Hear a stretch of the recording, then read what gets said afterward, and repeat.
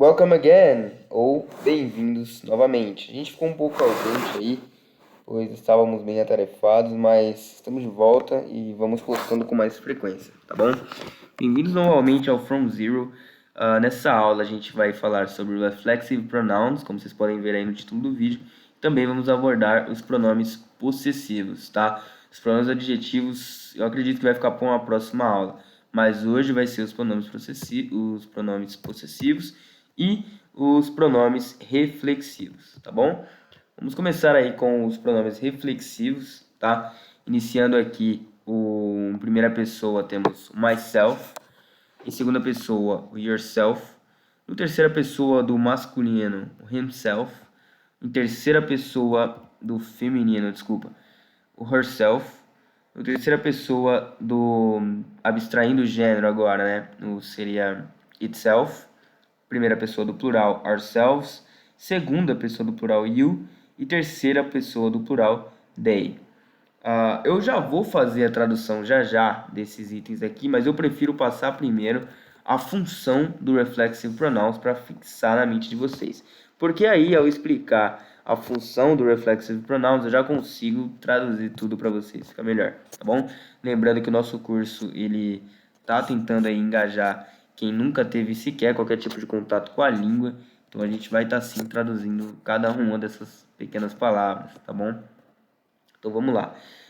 Os reflexive pronouns, ou em português, né, pronomes reflexivos, eles são um pouquinho diferentes dos pronomes de objetos e dos pronomes de sujeitos que a gente viu nas aulas anteriores, tá bom?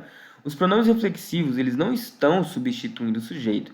Eles são usados para dar ênfase ou para indicar o sujeito quando temos numa mesma oração o sujeito e o objeto. Ou seja, né, quando o sujeito e o objeto da ação são a mesma coisa, tá?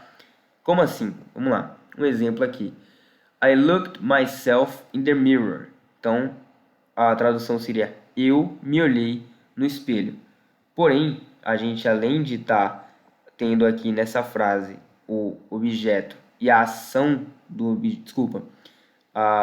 o sujeito e o objeto da ação são a mesma coisa, que é o sujeito eu. Quem é o objeto da ação? Sou eu mesmo. Por quê? Eu olhei algo no espelho. O que eu olhei no espelho? Eu olhei a mim mesmo. Então a tradução, eu olhei a mim mesmo no espelho. Entenderam? Então aqui a tradução de cada um desses itens seria essa. Myself seria a mim mesmo, né? O eu mesmo. Yourself, você mesmo. Himself, ele mesmo. Herself, ela mesma. Itself seria isso mesmo. Ourselves seria nós mesmos. E aí aqui no plural e da segunda e a terceira pessoa do plural seria você e eles, né? Vocês mesmos, eles mesmos, só que sem o self no final. Só you e they. Então aqui no How did they cut themselves? Como eles se cortaram? Então imagina que ou né, outra tradução, como eles cortaram a eles mesmos. Então imagina que é um acampamento de escoteiros e eles se cortaram quando foram se barbear, ali se cortaram com a navalha, né? Cortaram o queixo ali, a região da bochecha. E aí chega um monitor e pergunta para outro, como eles cortaram eles mesmos? Não só aqui nós temos a presença do pronome reflexivo por estar tendo o sujeito e o objeto da ação sendo a mesma coisa, como também temos uma questão de ênfase aqui, que seria a reação de alguém ver um bando de pessoas que acabaram se ferindo, né, de uma maneira bem absurda, que foi com a gilete. Então, como eles se cortaram? Como eles cortaram eles mesmos? Seria estranho, né, para um bando de escoteiros, como eu estou usando de exemplo aqui, tá? Então, a gente sempre vai usar os pronomes reflexivos nessas situações, ok? Quando a gente quiser dar ênfase a algo ou quando o objeto da ação e o sujeito forem a mesma coisa, tá bom? A gente sempre vai usar isso daqui. Então, himself, yourself, myself, herself, ourselves, a gente vai sempre estar usando desse jeito aqui. Esse exemplo aqui a gente pode usar aqui também, ó, no final.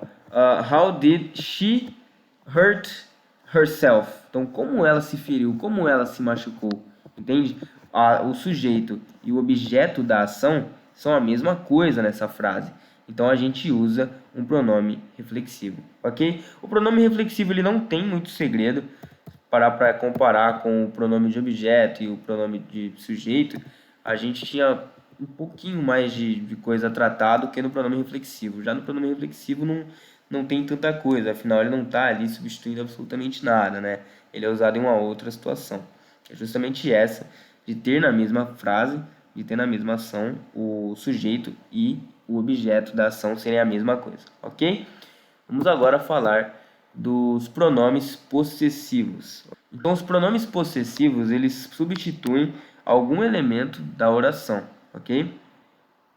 Então, vamos direto para o exemplo, e aí eu volto para ler um por um ali, fica melhor desse jeito. Então, vamos lá. Imagina que estão num dormitório ali, dois colegas que acabaram indo morar juntos, né? Dividir quarto, são colegas de quarto. E aí um deles pergunta: Hey, the blue t-shirt is yours?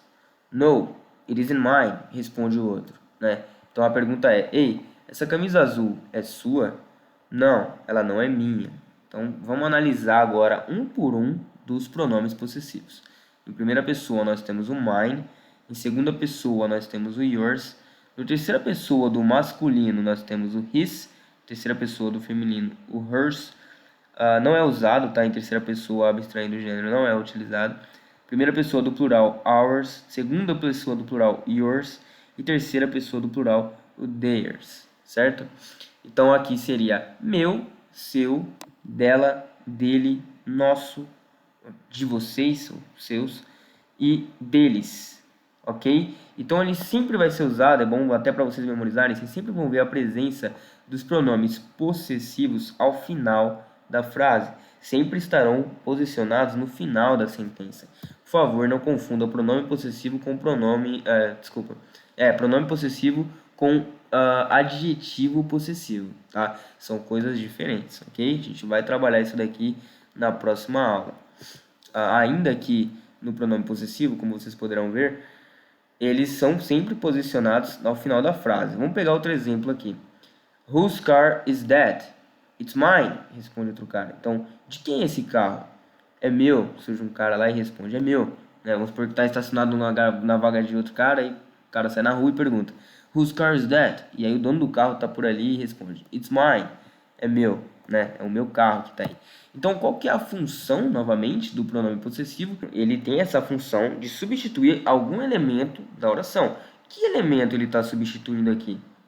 The blue t-shirt is yours. E aí outro cara vem e responde, No, it isn't mine. Ele tá perguntando, né? Hey, the blue t-shirt is yours. E aí o outro vem e responde, No, it isn't mine. Aqui ele fala da camiseta. Aqui ele fala da camiseta, mas não menciona a camiseta. Porque a camiseta já está implícita. Então quando ele fala, não é meu, ele já está falando, o que não é seu? A camiseta que foi mencionada anteriormente. Então para não repetir, ele simplesmente fala mine, não é meu, relacionado à pergunta que o indivíduo fez antes. A mesma coisa a gente vê no exemplo aqui do carro, né? O sujeito pergunta de quem é esse carro. Surge um outro cara e fala, é meu. O que é seu? O carro que havia sido mencionado antes.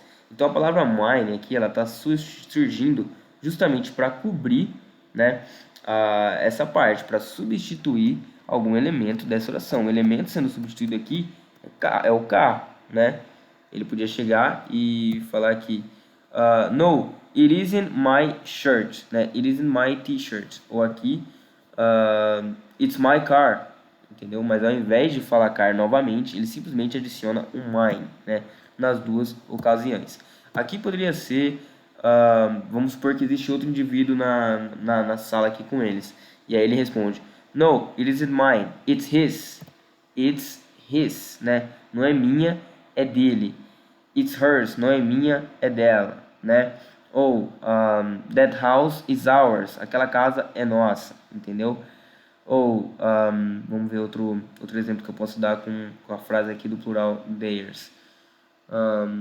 That school is theirs, aquela escola, aquele colégio é deles, pertence a eles, pertence àquela família, ok?